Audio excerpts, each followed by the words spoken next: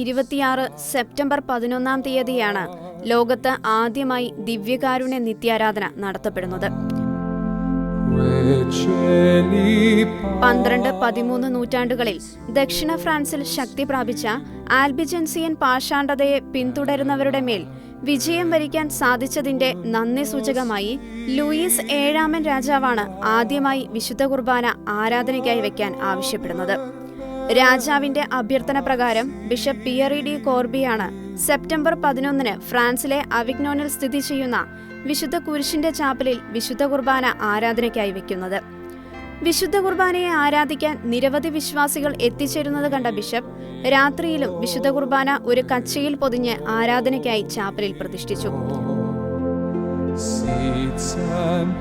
വൈകാതെ വിശുദ്ധ കുർബാനയുടെ ആരാധന പ്രചാരം നേടുകയും പരിശുദ്ധ സിംഹാസനം പഠനം നടത്തി ദിവ്യകാരുണ്യ നിത്യാരാധനയ്ക്ക് അനുമതി നൽകുകയും ചെയ്തു. 1792 ഫ്രഞ്ച് വിപ്ലവം വരെ വിവിധ ദൈവാലയങ്ങളിലും ചാപ്പലുകളിലും നിത്യാരാധന നടത്തപ്പെട്ടിരുന്നതായി കാത്തലിക് എൻസൈക്ലോപീഡിയ സാക്ഷ്യപ്പെടുത്തുന്നുണ്ട്. ഫ്രഞ്ച് വിപ്ലവത്തിനു ശേഷം 1829 നിത്യാരാധന വീണ്ടും പുനഃസ്ഥാപിക്കപ്പെടുന്നത്. യൂറോപ്പിൽ 40 മണിക്കൂർ ആരാധനയാണ് പിന്നീട് നിത്യാരാധനയിലേക്ക് നയിച്ചത്.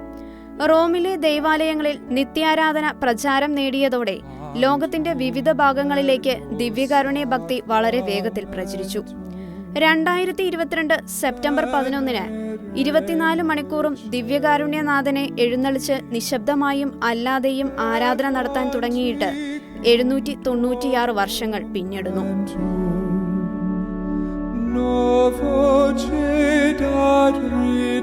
International desk, Shekinah news.